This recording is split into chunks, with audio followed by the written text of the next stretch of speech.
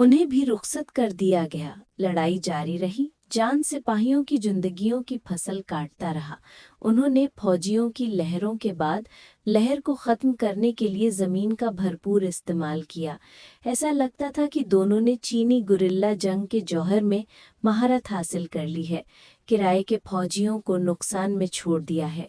जब दुश्मन आगे बढ़ता है तो हम पीछे हट जाते हैं, जब दुश्मन रहता है तो हम हरासा करते हैं।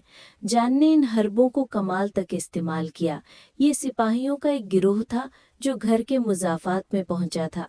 वो पहले ही काफ़ी मोहतात थे। ऐसा लगता था कि छोटे लीडर ने कुछ दरियाफ्त कर लिया है और आहिस्ता आहिस्ता चेक करने के लिए नीचे उतरा, लेकिन उसे मालूम नहीं था कि वो मौत के जाल में फंस गया है। दूसरी टीम ज्यादा बेहतर नहीं थी। वो जान की तरफ से घात लगाए गए थे।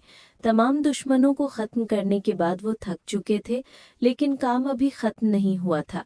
अगला हिस्सा किराए के फौजियों से लाशों से निमट रहा था। जान के अल्फाज में, टीम के साथियों को पतली हवा से गायब होते देखना दूसरी तरफ से उनके जिस्मों को देखने से ज्यादा खौफनाक था। इतने लोगों को भेजना समुद्र में डूबने के मुतरादिफ था। सेटोंग परेशान और गुस्से में था। उसने अपने साथी ग्रेनाइट से बातचीत की और किसी को तहकीकात के लिए भेजने का फैसला किया। इस बार मकसद उन लोगों को जिंदा तलाश करने के सिवा कुछ नहीं था। मोहतात तलाश के बाद उन्हें सहन के करीब एक सुरंग का दाखिली रास्ता मिला। ये खबर जल्दी से अक़ब तक पहुंच गई। जब वो मज़ीद हदायतों का इंतज़ार कर रहे थे, वो नहीं जानते थे कि ये एक और जाल है। वो दुश्मन को इतने दुरुस्त तरीके से निशाना बनाने की वजह ये थी कि जान इस मिलिशिया तंजीम के बारे में बहुत ज़्यादा जानता था। 3 साल पहले वो इस तंजीम के रुकन थे। जब एक छोटे से कस्बे में ताउन फैल गया तो उन्हें इन गांव वालों को घेरने और दबाने के लिए भेजा गया। बस जब सेटोंग ने मारना चाहा तो जान मदद नहीं कर सका, लेकिन उसे रोकने के लिए बाहर नहीं आया।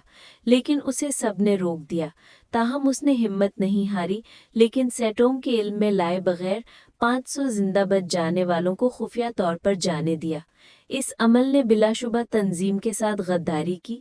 पत्थर ने उसे बांध दिया, उस पर तशद्दुद किया और उसकी बीवी को धमकी दी कि वो उन लोगों के ठिकाने को जाहिर करे। इस मखमसे का सामना करते हुए वो क्या जवाब दे, अपनी प्यारी बीवी और उसकी बातनी रास्तबाजी के दरमियान दबा हुआ।